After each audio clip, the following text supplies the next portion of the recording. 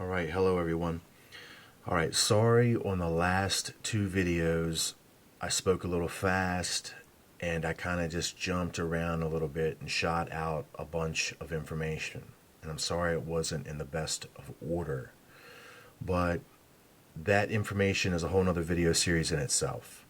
But it does tie up intricately to what we're talking about, and it will connect us to where we can go from the Knights Templars to the aristocracy, the Freemasons, and then eventually their influence over all of the civilized nations of the world. And that is what is being symbolized when you see that olive branch, okay?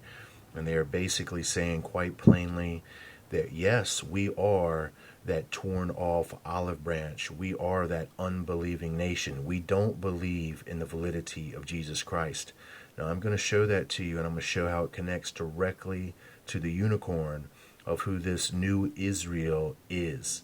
Now we're still talking about the false witness, that false nation witness, which is to keep the commandments and the order or the laws of God, if you will. And of course, like I told you, the nations of the world, that's what they're built upon: orders, laws, regulations. So one and the same.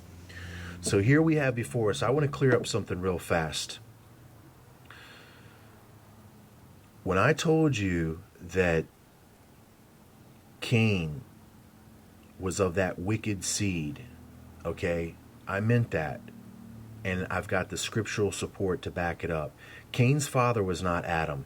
This is going to be 1 John chapter 3, verse 12. Not as Cain, who was of that wicked one, and slew his brother, and wherefore slew he him? Because his own works were evil, and his brother's righteous. When Cain goes to the land of Nod after he is banished, okay, he goes to the land of Nod and he takes a wife. Therefore, first of all, that shows you that there were other people on the earth at that time. Second of all, it shows you what the meaning of land of Nod means. Land of denotes ownership. The Nodites were the owners of that land. So who is this wicked one that Cain is of? It's not Adam. It's exactly what the biblical narrative says it is. One of the Nodites.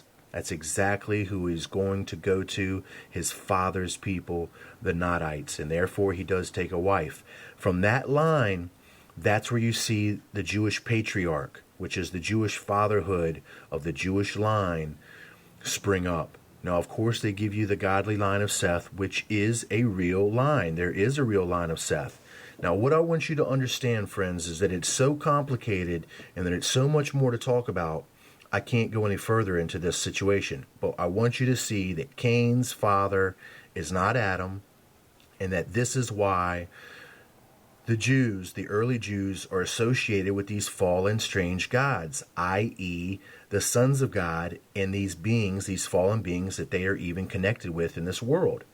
So this is where they get all the divination tools, the Urim and the Thummim, and even the Ark of the Covenant. I know it's shocking to you. I know it is. But if you keep on walking through the videos that I present to you and the information that I show you, and understand that I stand beside the one Father in heaven through his Son, Jesus Christ, who has died on the cross and risen again, and has promised us all eternal salvation if we call upon his name, that he has poured out that water of life freely, and that any may drink of that cup. That's what I'm down with. I'm not down with the doctrines of men. I see past these doctrines of men, okay? And that's a simple fact. So rest assured, my friends, that here we have Cain being representative of the wicked one who is not Adam. And if you read the Bible in Genesis, you'll see Nod make the connection. Plain and simple. And then, I only got a little bit more time on this video. Then you will understand about why the Jews have always been attacked and people have sought to kill them. Think Hitler. And then the mark of Cain, and the Jews have that mark of the Star of David, as above, so too below. Do the math. I'll be back.